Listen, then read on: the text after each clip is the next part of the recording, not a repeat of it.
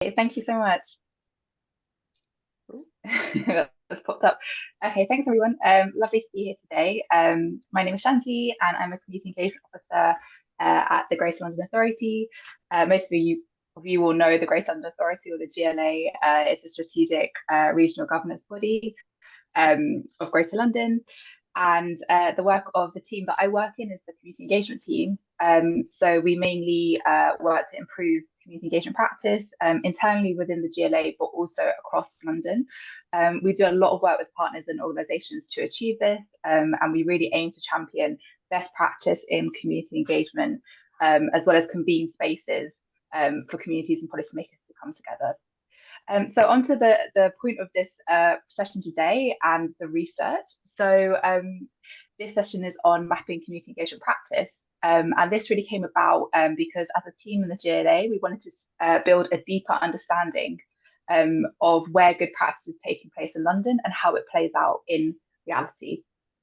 So we were particularly interested in understanding where more innovative and participatory approaches are taking place, and how this is kind of being delivered in practice, and exploring a bit around the challenges and advantages of different approaches. So we partnered with TSIP. So we've got our colleagues here today, Veronica, Rasha and Harry, who will be introducing themselves and their organisation after me. So we partnered with TSIP to help us really explore this topic and map the engagement practice across different sectors in London. So for the GLA, this research will really help us to make more informed decisions about how best to support meaningful engagement, and feel more confident really within our approaches, because we'll have that kind of best practice research mapping piece, which these have been working on. So we also hope that other policymakers such as yourselves outside of the GLA will also find this research useful. So I'm really glad that we've got an opportunity to kind of showcase some of the findings with you today. So I think that's all from me. I'm going to hand over now to Veronica to get started, and I hope you all really enjoy the session today. Thank you. Thank you so much, Shanti, and welcome everybody to our session on participatory methods of community engagement in practice. As Shanti and Katerina have both alluded to, we will be presenting our findings from the GLA community engagement mapping exercise that we were all part of. So who are TSIP? TSIP are the Social Innovation Partnership. We believe in the power of communities, and we really deeply explore through our work the different ways that communities engage with policymakers, engage with services around them, and work with them and policymakers and funders across London and wider networks to think about how those processes can be better in some cases and what innovation tracks us in those cases. So for the purposes of today, I know we've done a bit of housekeeping. I am going to share my slides, but before I do that, I want to introduce the colleagues we have on the call. As mentioned, my name is Veronica Awuzadike. I'm a principal consultant at TSIP, and I'm going to pass over to my colleague Rasha to introduce herself. Thanks, Veronica. Hi, everybody. So excited to see the great turnout we have and the session we'll be having today. My name is Rasha. I'm a project officer at TSIP, and I primarily work in co-design. And I'll pass it on to you, Harry. Hi, my name's Harry. I'm also a project officer, fairly new to TSIP, and have been involved with this project specifically in community engagement and co-design. So it's been really interesting. Yeah, and I'm really excited to share our collaborations with you today. Thanks, team. So as mentioned today, we will be discussing our findings from the community engagement mapping that we've done across London to really explore innovative practices in community engagement in and around London. Some of the themes that we might explore might be around sensitive topics such as mistrust that have eroded some relationships between policymakers and communities. We want to center and create a safe space within our discussion. So we ask that we lead these conversations with empathy and understanding, as we have done through our research, and we ask that you would do the same. The purpose of this session will be to explore real-life examples of innovative and participatory approaches to community engagement in action, and how these methods can connect communities to policymakers. And so with that all being said, I'm going to share my screen. My team knows that notoriously, sometimes my share screen function messes up. So fingers crossed, I know we've done a test. Oh, it's working, so that's great.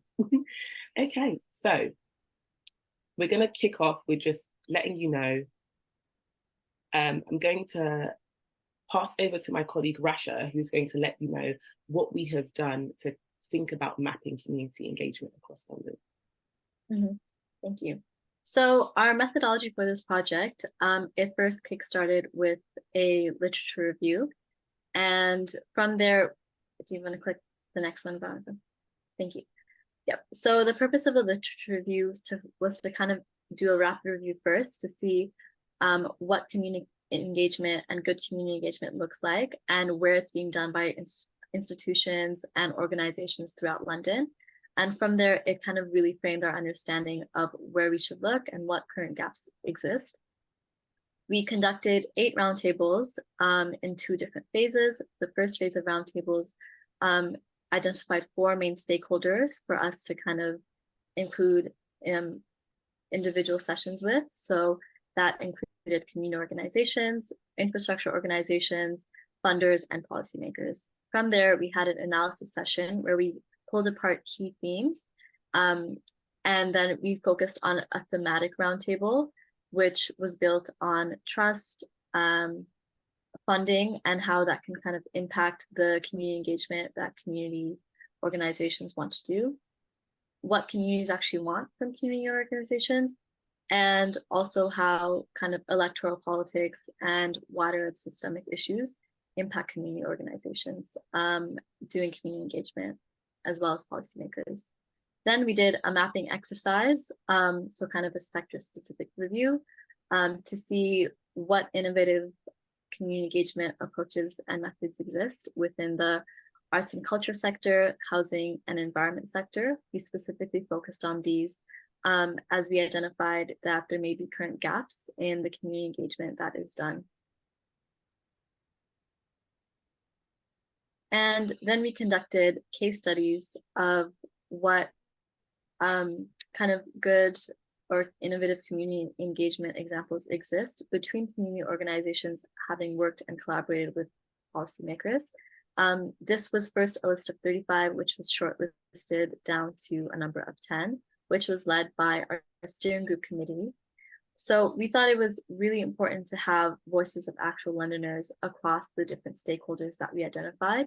So we had a group of 11 individuals across policymakers, the London councils, the GLA, community organizations, funding bodies, as well as within the academic space as well. And what the steering committee did was play into kind of each of the different mapping activities that we did. So they kind of led in the sector-specific reviews in terms of identifying interesting things for us to look at, as well as helped us shortlist down to 10 case studies, and also feed into the analysis sessions that we had following the roundtables, and also following kind of the creation of our report. Thank you, Rasha. And following on from this, we use all these mapping exercises and all the different bits of information that we had gathered to identify the different types of community engagement that happen across London. We propose a classification of community engagement that distinguishes and categorizes community engagement according to different categories. So it uses a non-hierarchical structure to identify what community engagement looks like, as well as thinking about capturing the diversity in community engagement across London, considering the needs and goals and different approaches to different styles of community engagement across London. With our classification of community engagement, we think that it bridges the gap between experts and non-experts and can help shape how policymakers engage with communities based on resources, needs, objectives. So in the next session, we're going to really deep dive into our classification of community engagement. And I guess we're going to get started now. Awesome. I guess as a bit of a background, we kind of created this classification as part of our research process. As we kind of were looking and researching and mapping the environment of community engagement, we found that there were just a lot of diverse forms of engagement, and each were serving very different and unique needs, purposes, and all using very different approaches. And so we've included this in this report and our presentation today. because we think it really provides value, particularly kind of for bridging non-expert and expert audiences. And also, as Veronica mentioned, it's using a non-hierarchical structure, which is in contrast to perhaps the ladder of participation, which you may be familiar with, which can impose a slight bias towards higher rungs of the ladder. But we wanted to kind of suggest here that there are actually places for some of the ones towards the bottom of the ladder, including consultation, which can actually be used effectively in different contexts. And that's the key, that in context is really important to consider. So as you can see, there are 8 different types of engagement that we've identified across London. But due to time today, we're just going to be exploring 3 this session to really understand those benefits, challenges, and any lessons learned from the engagement. And those will be co-production, co-design, participatory grant making, and digital engagement. So to begin, Veronica, would you like to give us maybe a bit of a background to co-production and co-design? Yeah, about sure. what it is? Sure. Thank you, Harry. So co-production and co-design, we found across London, it looks at like a varied group of stakeholders. They tend to have like very different interests. And co-production, and the purpose of co-production and co-design is to work with lived and learned experience with different users. So service providers are working directly with communities to design a service or a process that targets the community and works for the community directly. The initiative tends to come together when people collectively design and implement an initiative, and it works to collectively plan or design a solution. Co-design primarily refers to the design phase, whilst co-production can also include co-delivery and co-evaluation. So it takes a bit more of an expansive route. Stakeholders can include members of the public, private and voluntary sector, academic organizations, or individual researchers and community groups, and members of communities as well. Awesome. And what were some of the benefits that you kind of identified through the research? Yeah, so some of the benefits that we found is that co-production and co-design really work well to potentially shift power sharing from people that traditionally have quite a lot of power, which tends to be members of institutions or academic organizations, down to communities, because you're co-designing and co-producing a service, a process, a research piece directly with these communities hand in hand. We also found that community assets and lived experiences of local people were clearly valued within this process. It can be really highly creative, which often creates a really enjoyable process for the people that were involved too. And what about challenges? Were there no challenges you encountered in terms of policymakers and communities? Yeah, there were a few. So in some instances, we found that some stakeholders needed support and resources to participate, which is one of the some of the limitations around co-production and co-design. To get it done well, there is adequate resources that are required for people to participate. And oftentimes, there were times when these processes weren't considered. So for example, if you're co-designing a process with a group of women who have young children, is childcare being provided for them, or are we organizing meetings around a time that they can source childcare for themselves? Also, within co-design and co-production, it can sometimes feel a bit risky, especially within high control or hierarchical work environments. It does feel like, and that is something that institutions and organizations can sit with a bit of that discomfort and think about what comes up for them. So, do we have any examples of this in practice? Yeah, so we actually mapped in our piece of work Whittington Hospital, and they helped co-design a pharmacy directly with members of the community. So they designed the pharmacy process, how they'd like the pharmacy to look, what they'd like the pharmacy to feel like, and that was co-designed directly with members of the local community, which was a lovely thing to witness.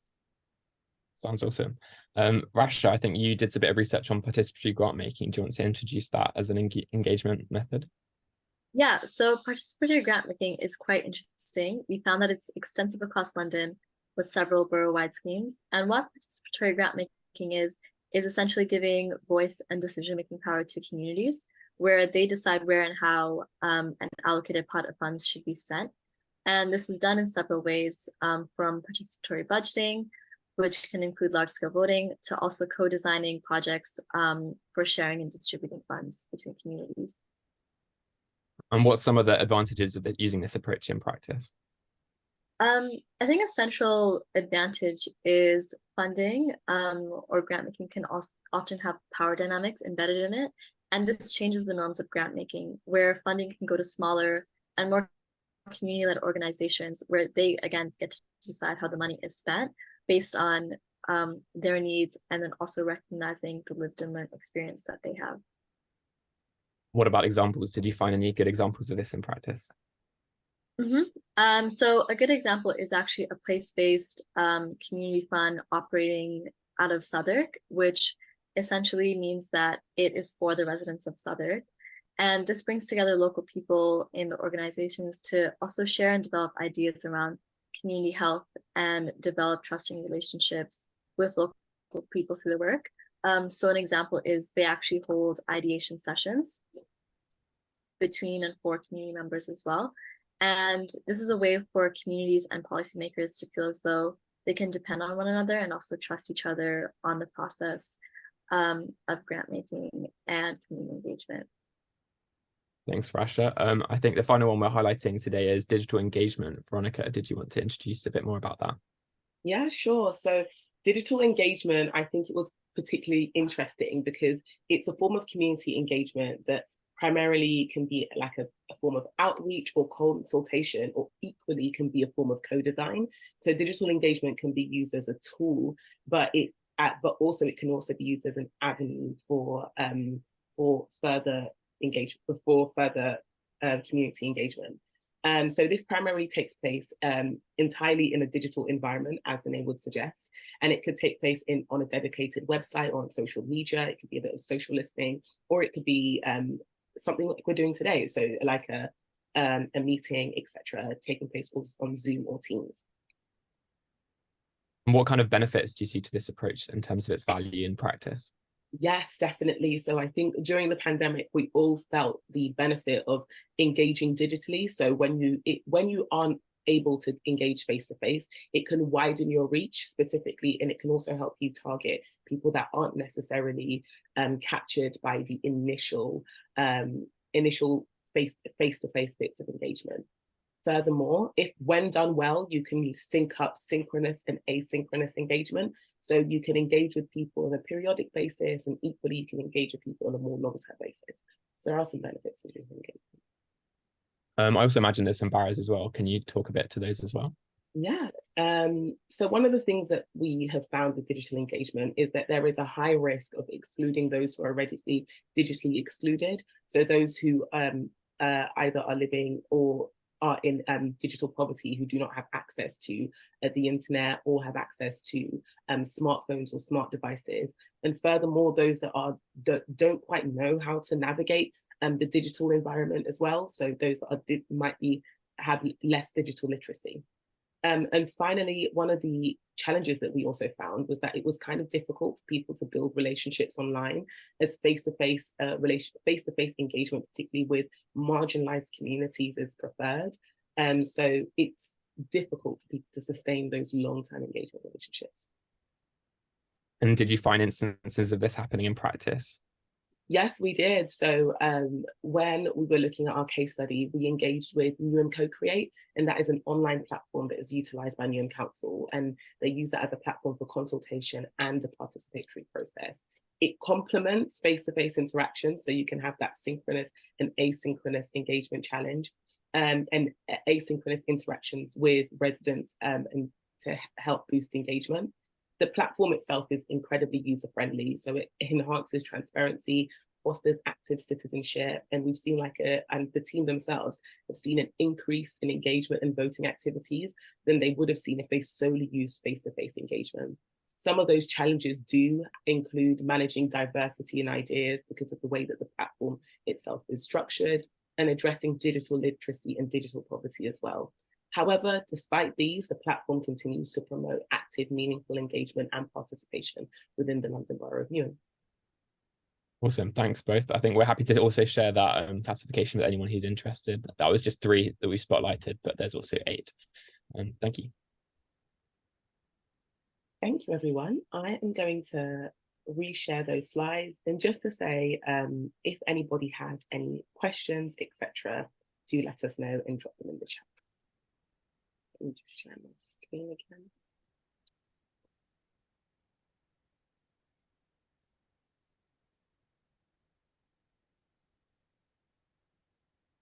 So perhaps the greatest insight we found from our research and mapping exercise in engagement across London is the importance of trust in building relationships. And this was echoed by the stakeholders we spoke to and also found in our research. And we just wanted to spotlight kind of some community mistrust that exists as a barrier and what can be done to build that trust in relationship. So first, we found that there's a significant difference between relational approaches versus transactional, and all stakeholders would prefer relational approaches. So a quote that we've heard from a roundtable was, quote, "People won't trust you if they think it's purely transactional," end quote. And we found that both policymakers and community organizations echoed this and wanted the desire for a relational approach, but sometimes issues like the structure and system and workload that they are working with doesn't allow them to move past the transactional approach, even if they wish to. Second, we found it's really important to kind of close or create a feedback loop. So taking genuine action to change things and doing essentially what was promised or what was said by policymakers can ensure trust by community organizations and members. And having kind of clear defined roles, responsibilities, and expectations embedded throughout the process of community engagement. So at the very start, from the very end, to make sure people aren't felt to be like an afterthought or using a tokenistic approach, can make sure that trust is built between different groups and individuals. And finally, the importance of accountability really came up. So it's important to kind of make genuine apologies, which can make a difference for rectifying and then also building trust.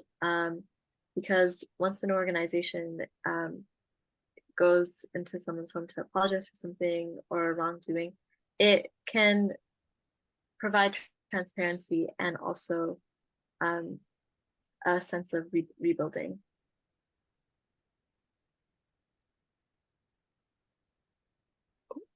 Thank you, Rasha, for that. And so those were some of our key findings on our approach.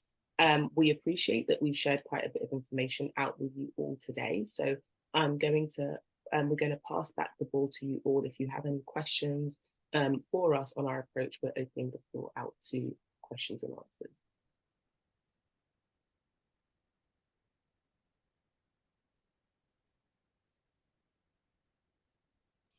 Feel free to also use the chat function to ask any questions.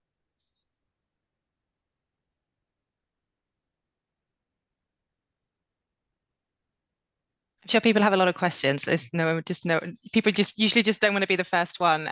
Yeah, post your questions in the chat or just speak out loud. I'm very much of a Teams person, but I assume there's some kind of like hand raising function in Zoom as well.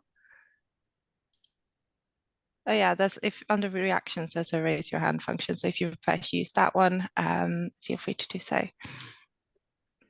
I think we have some questions in the chat popping up. Yeah, sure. So I've seen one question over here is, do you find that the place that co-creation takes place makes any difference to the type or level of engagement? And we can answer that fairly easily, which is yes. And I think it's purely dependent on the community. So we have found that there are some communities that prefer if you engage with them in a local space, in a local area, because that helps build trust between them and the local organization. So the organization that is choosing to engage. However, if you're choosing to build a relationship that, when you've got a specific direct agenda that needs to be shared, communities often ask if you could just share that information beforehand, so at least we know that we're working towards the time. But we do think that the place and space that that engagement takes place definitely does matter. I wonder if, team, you have anything else to add on that? That's good. Okay, so our next question was, how important was it to enter the community via a trusted local partner? I'm happy to take this one, and team again, do add in. So I think that it is important, but again, I think it's purely dependent on the community. In some cases, entering a community, entering through a trusted local partner does help build trust between the community organization or the community itself and the organization that is seeking to engage with them. But we do know that there are instances of gatekeeping, and we do know that there are also instances of discrepancies in power dynamics within community relationships. So that it's something important to consider, that whilst you might enter a relationship through a trusted local partner, it's important to sustain a relationship with the wider community as a whole, if that's what the community prefer. So some communities just prefer you to engage with that local partner and that be their point of contact, whereas others would prefer that you make a more of a relational approach to the wider community. Harry, Rasha, are there any other findings on that you have found? Via a trusted local partner. Yeah, and I think working as well too with the interests of communities that they trust and work with as well provides a very big difference. And I think that actually leads into the other question that was posed, which is, how do you ensure that people who are seldom heard get their voices heard rather than the usual suspects? So this is something that came up through our case studies and mapping as well, where often people wouldn't know or expect that their voices would be heard or that it would make a difference, but sometimes they don't know how to go about that process of engaging with policymakers or kind of having a forum to address what they are concerned with. And so something that really helps is going to where they're at instead of expecting them to come to you. So in their community centers, in local pubs, sometimes organizations would hold spaces for community members to gather, and then also like hold sessions for policymakers as well to be of access to the community members.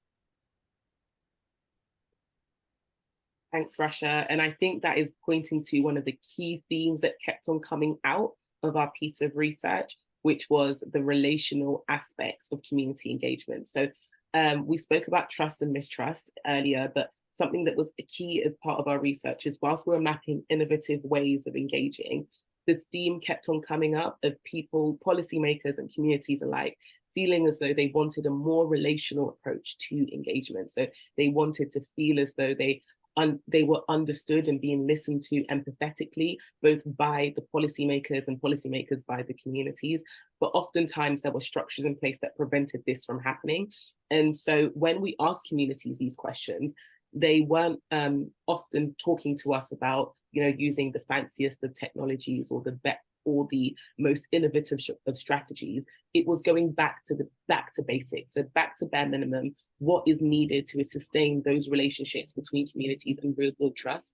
And some of those things are the basic things that we've kind of all learned throughout our lives about the importance in ensuring community relationships are able to be sustained. And I know Vanessa has a question that Rash is just responding to, but I can speak a bit more through it, which is I was wondering how you define community for this piece of work. And that's a really, really interesting question, because that was something that we contended with internally. So we had two different examples of community or two different definitions of community. I know when we posed this question to our steering group members, said, what isn't a community? So we're all essentially part of a community that's here today. People that live in London, we're part of communities because we're place-based. So it's geographical definitions of communities, which can be place-based, etc. But it also can be a shared definition of community in terms of characteristics. So ethnicity, religion, shared interests often form, so people are part of those communities. I think when thinking about community within our research and within our wider work, and when those outputs are shared, I'm sure you'll be able to get a real deep dive into our project and our research piece. But the key key thing when thinking about communities is that intersectionality. And oftentimes when people speak about their community themselves, it's just important to ask, how do they define community? And in this context, what does community mean to them? Because I think that is something that is often taken out.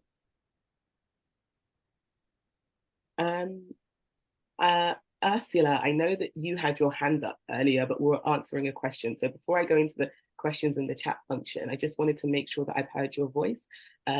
So if you still have that question, please do share it with us.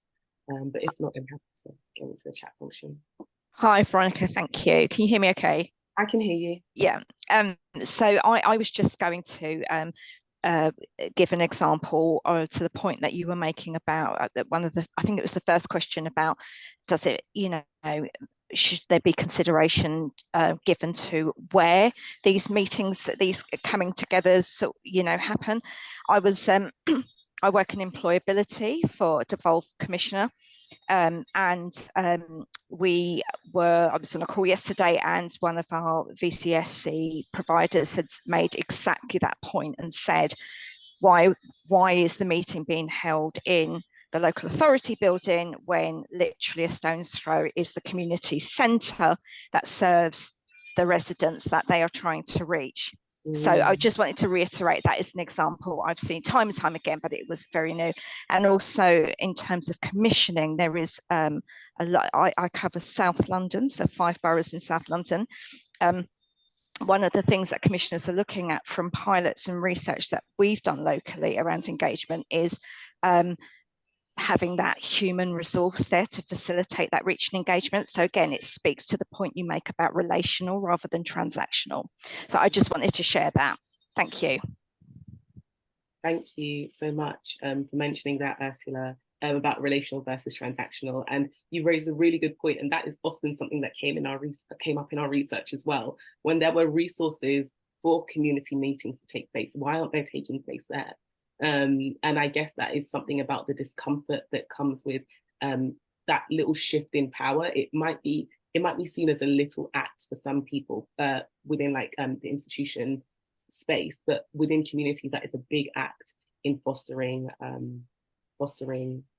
the relationship. I think there's also a question here from Patricia. I can read them out if that's easier. Within the research, were there any examples of successful targeted engagement approaches within any protected characteristic groups? Yeah, that's a really good question. I think some of our most successful things come from the participatory grant making co-design space. So when we were doing the research, we found that there was, I'm going to forget the name, the Claudette Institute. I've directly forgotten the name. We've got a fair bit in that piece of work, but they specifically worked with the trust within East London and Black women to co-design a therapeutic pathway for Black women within that specific area. So it was a local charitable organization that works directly with the Northeast London or East London Trust. I can get the direct name of that piece of work and then copy it into the chat for you. But that is some examples of our of that successful engagement that has happened. And I know, Rasha, you mentioned earlier, you were talking about the participatory grant making space with the Giving Lab, but I know that's a really good example of engaging with a targeted group.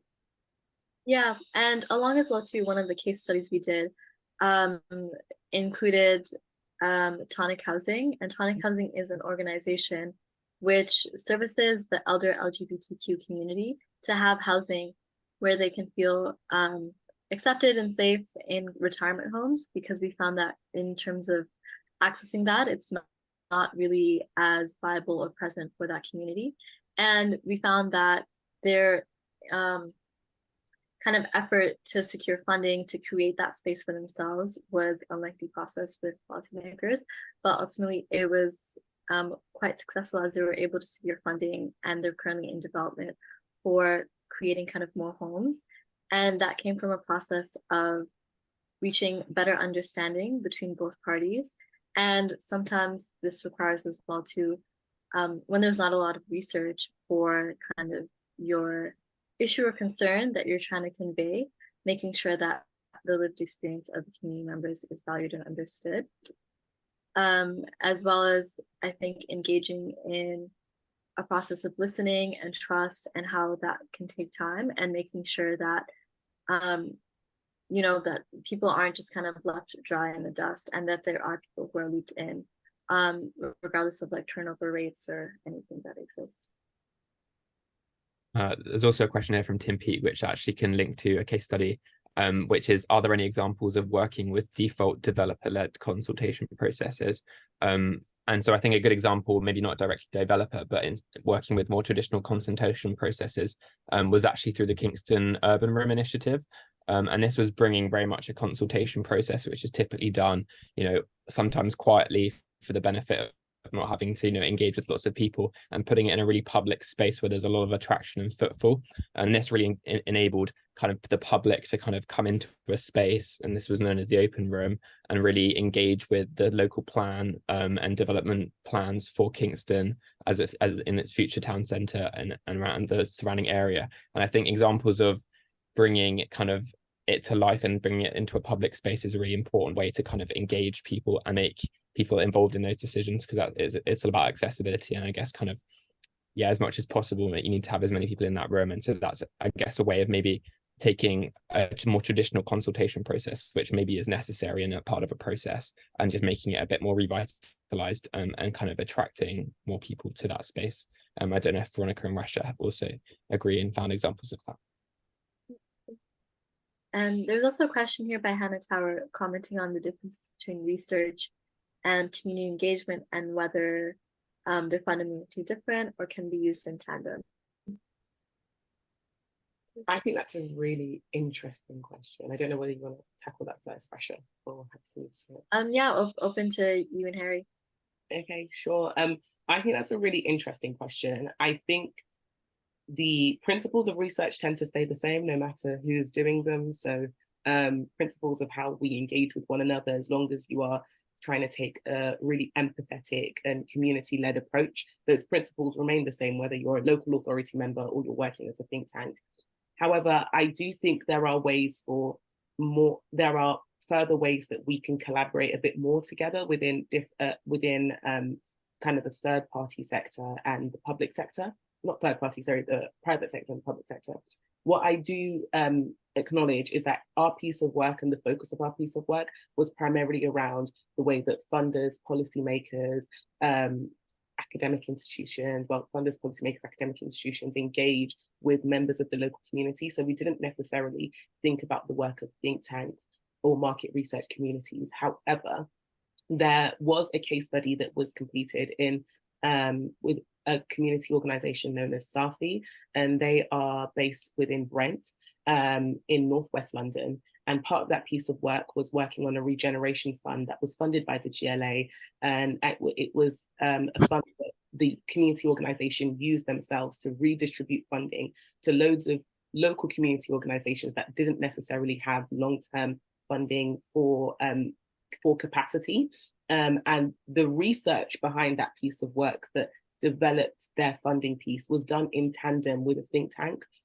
So there are examples of that work happening, and there are examples of collaboration happening between local authorities, think tanks, and community members, but we would like to see more. And I don't think that was necessarily the primary focus of our work, but it was something that we did find.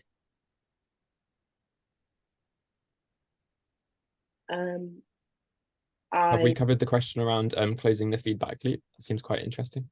No. It's from Amelia, if I'm pronouncing that right. It says, do you have a really good example of closing the feedback loop? It's often tricky in terms of the different timelines between engagement and policy changes. Yeah, that's a really good question, Harry. I think that's something that kept on coming up again and again in our research, and it's actually one of our main recommendations, which is close the feedback loop. And I think from a community members' perspective, there are examples of where it's been done well in tandem, and there is an example of great continuity.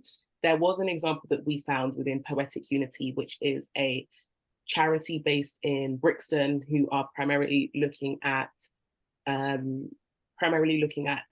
empowering the voice of young Black and mixed race people through spoken word. And they recently partnered with a few funders to deliver a piece of work on air pollution and local and young Black people. And part of that piece of work they mentioned, which was in antithesis to previous pieces of work that they had developed with the local authority, was that the feedback loop was closed. And they found that one of the key things that did help close that feedback loop and help that relationship along is that the funders didn't overpromise what they couldn't deliver. So whilst there are a lot of research constraints that happen within this environment, within the environments you're working, if you tend to just say, this is what I can do, I can only communicate with you maybe once a week, they wouldn't, the communities themselves wouldn't expect anything more, and they would expect just ensuring that you're able to deliver according to the pre-existing characters that you've kind of set up between yourselves.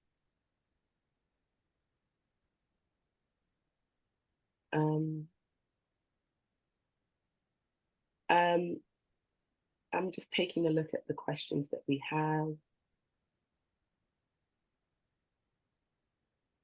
I Okay. guess that's also links into Anna's question around kind of managing endings. Like, as facilitators, consultants, we build trust with projects, but projects must end. And so how do you kind of carry that forward? It kind of links into the feedback loop.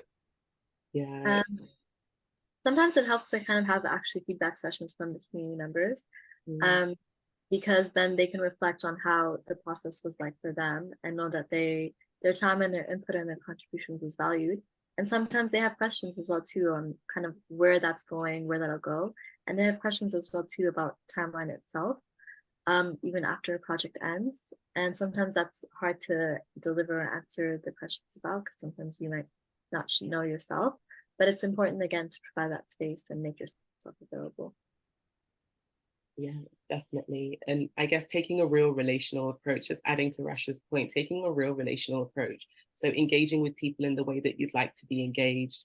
If you make a mistake, just owning up and saying that you've made that mistake, because it always does, it always just amplifies that type of relationship you have with communities.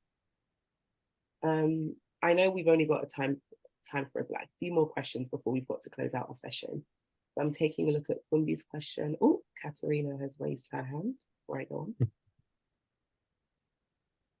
Trying to unmute myself. Yeah, I just have a question around kind of, there's quite often a lot of talk about engagement fatigue. What did you have any findings around kind of engagement fatigue and how to avoid it? But also, is it that big a problem, or like, yeah, what is the context around engagement fatigue? If you could elaborate a bit on that, would be really interesting. Yeah. So engagement fatigue, that kind of links back into a lot of the even the main thing we found about trust and mistrust, where sometimes communities feel fatigued because they don't trust that their engagement will lead to anywhere or to something. Specifically, when we were doing our research and talking to communities, a lot of community members are also dealing with current barriers to engagement, such as the cost of living crisis, and also feeling kind of frustrated that that's not understood or validated enough. And if you're already feeling engagement fatigue, and then on top of that, you're asked to engage despite kind of the barriers and larger structural issues that you and your communities are facing and navigating, it can just further that loop of the engagement fatigue. And so we also wanted to kind of think about and work through how to disrupt that. And I wondered, Veronica, if you had any insights or comments on that as well. Yeah, that's a really good point, Rasha. I think that really came through in one of the case studies I remember working with a community organization with. So it was with Climate Action Lewisham. So they recently, well, not recently, but they had set up this engagement event where they were looking to shut down a few streets because Lewisham was the London Borough of Culture last year. So they won a bit of funding for that. And so they were thinking about shutting down a few streets to really get residents rethinking about what I guess their theme was, what would life look like if you lived with less traffic? So what would life look like in a traffic-free space? And so within that process, they internally realized that getting residents to think about the climate crisis as an immediate concern was quite difficult, and it had been quite difficult, especially when residents were living in, as Rasha mentioned, the living through the effects of the cost of living crisis, living through the after effects of COVID, losing houses, losing homes, and engaging in a way that felt calm, kind, collected. It felt a bit more of a community action-led approach. It was an approach that centered, and I know we've kept on speaking about the relational approach of community engagement. They also had a stall there where an artist set up a community mural that was put on display in a local community library. But taking a real innovative approach to tackle fatigue meant that more conversations happened within residents, where residents themselves were even thinking independently of how they can shut down their street more often, to really rethink about the ways that the communities themselves engage. So yes, we have thought about disruptions to engagement fatigue, but again, it ties back into that approach of finding more innovative ways to engage with one another. So when we are fatigued, what do? We rest. So how do we engage with people in a way that promotes rest, promotes joy, promotes community, coming together? It feels very hippie-ish, but it all makes sense. No, that was really, really interesting to hear. Thank you. Yeah. There was also just a point in the chat around the difference between relational and transactional, because I think that's obviously been terminology that keeps coming up. I guess I can provide a brief overview, and Rasha and Veronica, you can come in. But I think relational, well, I guess to start with, transactional is very much kind of you know, an organization or authority going into a community and sort of just being quite extractive, taking maybe information, voices, opinions out of the community for the purposes of kind of a project or a development process that's going forward, and then not really expecting any kind of further relationship with that project. And I guess the difference with relational is the expectation that actually, you know, if you're going to keep going into these communities and it's going to have an effect on the decisions that you're making, that you need to have more of an effective relationship, and that trust is something that needs to kind of be maintained and kind of looked after, rather than just kind of expect, like, you know, built and fit, like broken and rebuilt over time. It needs to kind of be, you know, more of a relationship based approach. Yeah, I don't know if Veronica and Rasha want to add to that as well. Yeah, you've summarized that fantastically. I see Phil has raised his hand. Would you like? I think, Veronica, part of the fatigue thing is that we don't deliver quickly enough, do we, for the residents? And I think sometimes we're not thought through in advance about what our commitments as a local authority, or whoever we are going into that community, are actually going to deliver. And then personnel changes, and then we want to do a bit more research and we go back in. And I think I put in the chat the importance of quick wins, you know, to make the community believe you're actually going to do something. And I remember pre-COVID, doing a lot of walking around communities with young people around how could we become more active safely in our communities. And the young people would say to me, Phil, you got all these highfalutin ideas, but can you just fix the basketball net, please? And who's got the key for the floodlights and things like that? And I could do all that. That's in my power. And then they began to believe in me about the bigger aspirations that they wanted and we had for them. So I think there's something about delivery, but I think as a local authority, be super sure. And you only get one bite at this cherry, don't you? So go in really thoroughly prepared, have your budget, have elected members behind you and community partners, and then I think that fatigue will go away, because people will believe in you, because what everyone's after is a little bit of hope, isn't it? That's a really good point. I can see some claps there.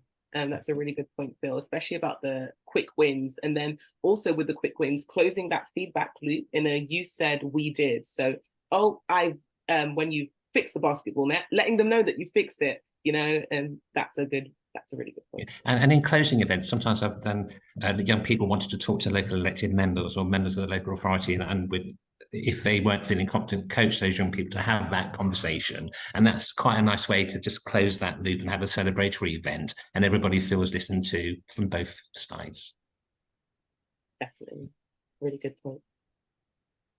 I know we're coming to the end of our session, as it were, and we've had quite a few comments in the chat.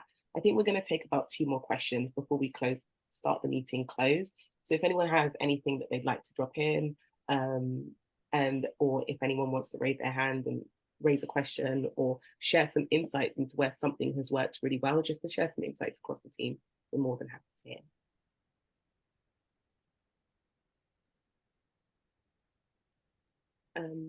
I know there was a question we didn't quite get to. I'm trying to find it in the chat again.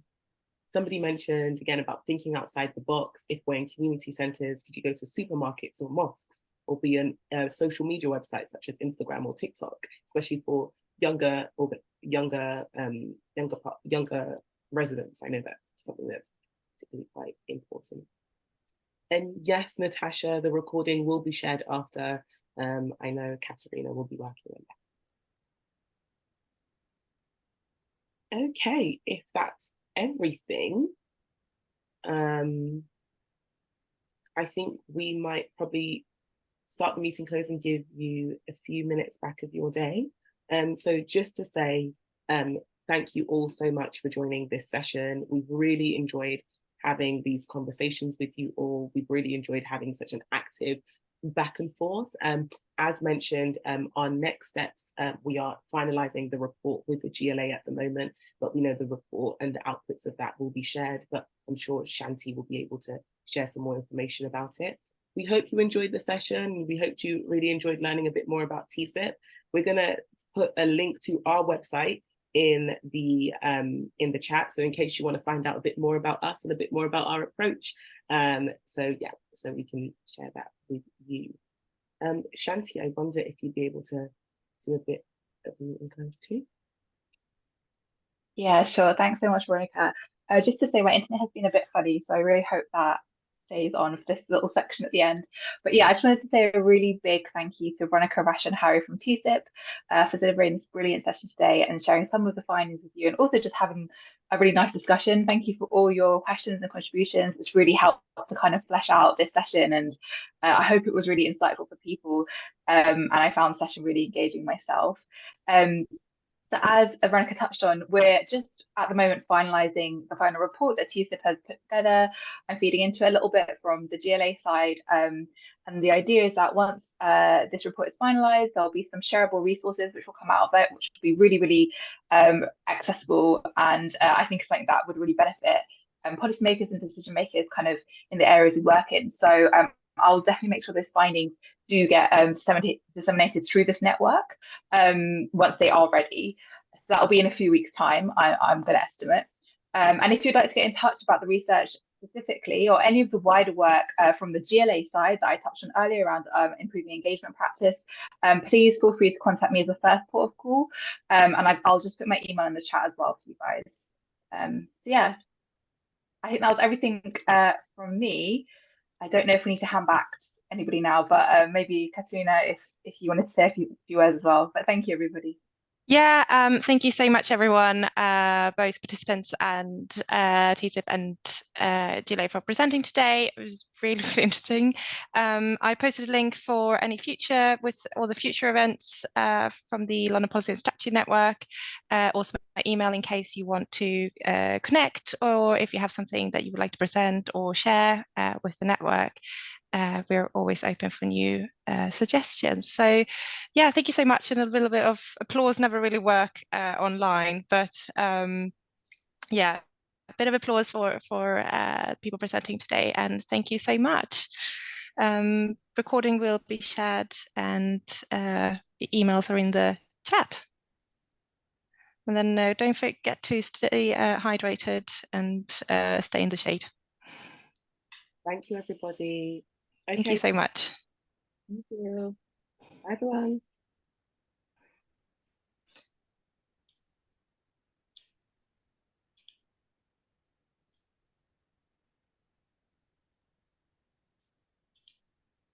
Okay. I'm going to I think there's sometimes a bunch that have kind of signed off. Well, I will end the meeting and I'll send the recording out to you, Katerina. Sounds good. Bye. Thanks, Veronica. Yeah.